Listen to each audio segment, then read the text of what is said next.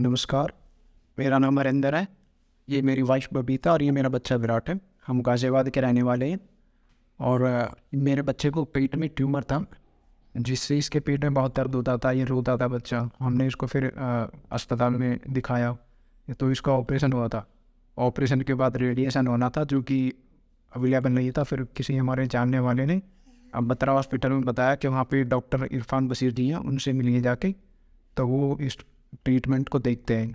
हम उनसे सर से आके मिले यहाँ पे और यहाँ के स्टाफ से मिले, तो उन्होंने इस इरफान बशीर सर ने हमें बताया कि ये रेडिएशन हो जाएगा। किसी दूसरे भी हॉस्पिटल में हम गए थे 2-3 में, वहाँ पे बच्चे को लिया नहीं। उन्होंने बोल रहे हैं कि बच्चा ज़्यादा छोटा है, 2 साल का है, तो इससे बहुत नुकसान होंगे, ये वो काफ़ी बताया ऐसा कुछ।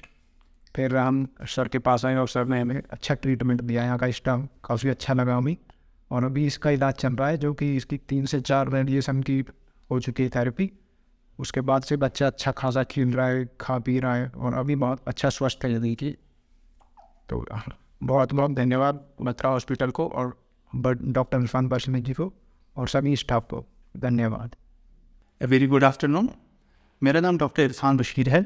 मैं बत्रा हॉस्पिटल के कैंसर सेंटर में सीनियर कंसल्टेंट और हेड ऑफ द डिपार्टमेंट हूँ रेडिएशन ऑन्कोलॉजी विभाग में। आज हम बात करेंगे बच्चों की ट्यूमर्स के बारे में जो हमारे डिपार्टमेंट में आते हैं।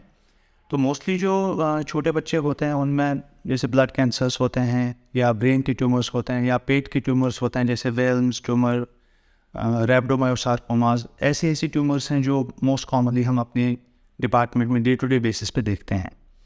अब जहाँ तक रेडिएशन ऑन्कोलॉजी का सवाल है, तो हमारे पास मोस्टली ब्रेन के ट्यूमर्स और पेट के ट्यूमर्स होते हैं जिनमें हमें रेडिएशन करना होता है।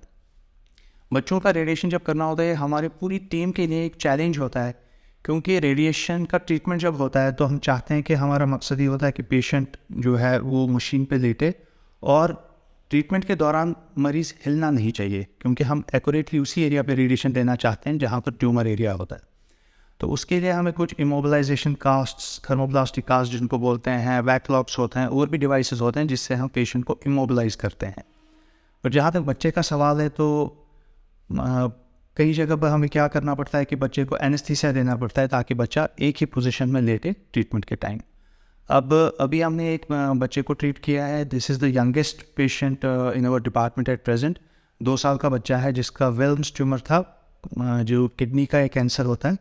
ये ऑपरेशन करके बाहर से आया था और इसका ये चैलेंज था कि जैसे रेडिएशन होना है तो ये बिना एनेस्थीसिया के कराना चाहते थे।